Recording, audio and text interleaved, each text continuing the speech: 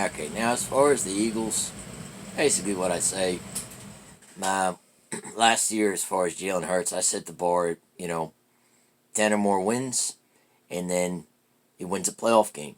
And that would be a progression, and also set the situation for actual confidence the following year to be able to really do something, because second to the third year, you start to learn what the quarterback's about. That happened with different quarterbacks, the first to second year, second to third year. You could see it with Carson Wentz when he was really starting to progress. His second year, he was Super Bowl, he was MVP candidate, and he did get hurt, unfortunately. And then Nick Foles backed him up, and they were fortunate to win a Super Bowl, where Nick Foles was the Super Bowl MVP. But it was the whole team who won. It wasn't like Nick Foles won the Super Bowl. It was Doug Peterson's play calling. I mean, it was the whole team.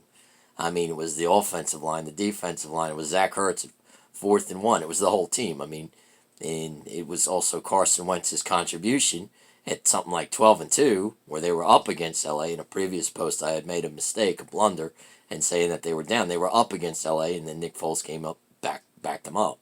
But as far as Jalen Hurts, I think Andy Reid's right when you say don't let the highs get too high or the lows get too low.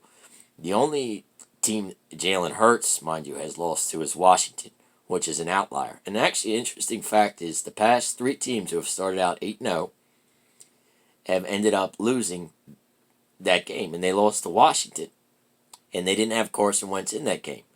So that's an interesting stat, almost like momentum. Maybe I think it was either AJ Brown or Smith who said, what's your record? We view it as 1-0. We view ourselves as 1-0 because now you're going in against New York, who's a good team.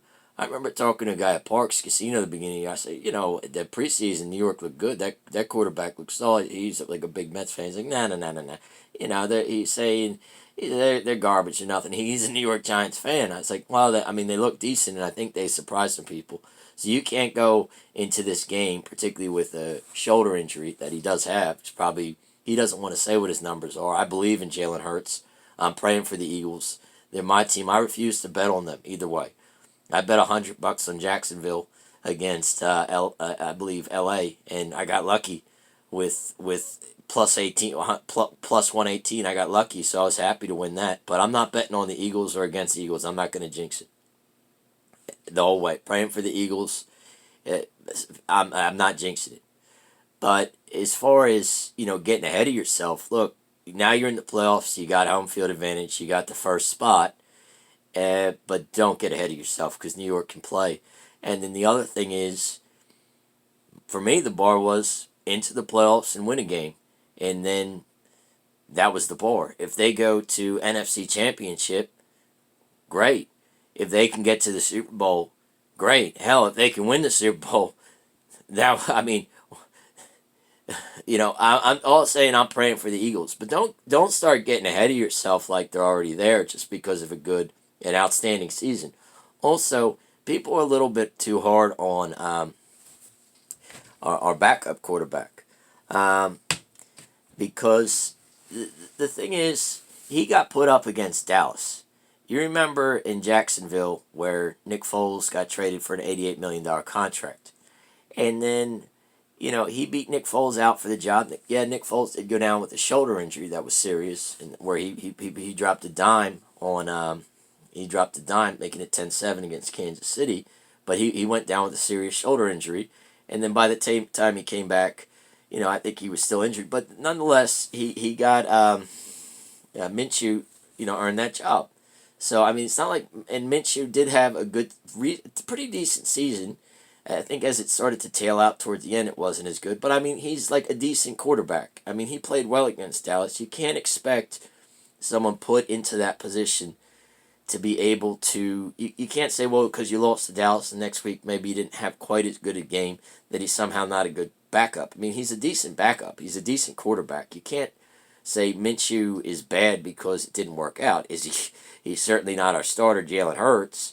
He's certainly, but, it's not like he played bad. It's not like he was bad. and he's done some things. But as far as Jalen Hurts, now you're in the playoffs, and now you're going 1-0, and it's one. What's your record? 1-0. You did what you needed to do. You had one outlier loss. You were on track to be a Super Bowl MVP. MVP for the season. MVP for the season, not a Super Bowl MVP. Excuse me. But you unfortunately got hurt. But the bottom line is now you're in the playoffs, and you just put what's in front of you in front of you. You don't underestimate New York. You don't underestimate any team, and you play. And then it's the whole team that plays. It's not Jalen Hurts taking us through New York. It's the whole team taking us through New York. It's the offensive line, the defensive line, the wide receivers, the run game. It's the coaching. It's the fans. It's everyone.